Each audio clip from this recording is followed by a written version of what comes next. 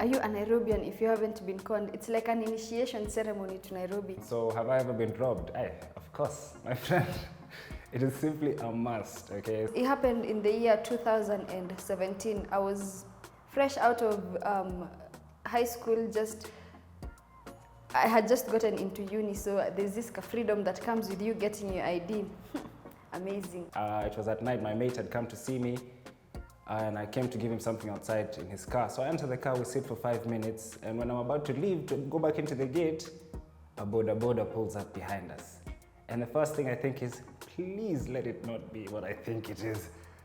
And the guy hops off, the guy at the back hops off, cocks his gun, and he says, yo, don't close that door.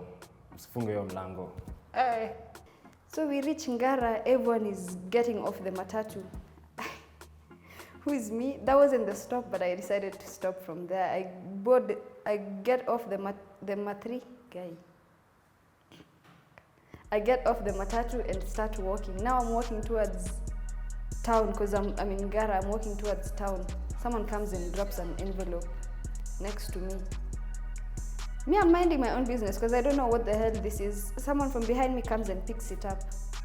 And then he goes like, wow, have you seen Kenya Mse ameangusha? I'm like, nimeona, but I don't know what it is. It's like, it's money. I'm like, it's money. Yes. The guy puts the gun literally right here. I felt that cold thing. Maybe it was a fake gun, but who knows? At that time, you can't risk your life, you know? And guess what I'm wearing? I'm wearing a hoodie, a ma'awith only, because I'm just outside my house, you know?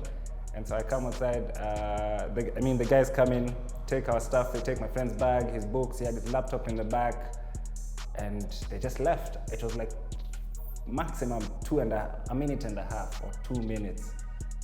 But I never stood outside my house for like 6 months after that. He goes like, let's go split this money. I'm like, let's go split it. He takes me in rounds, and I don't know town. So he goes, we enter a store. He's like, give me your bag, enter this store, and then go split the money. I'm like, nah, you go do that. Back and forth. He ends up not getting anything. I end up not getting anything. Miss my class, wasted my time. Yeah, that's my Nairobi con story.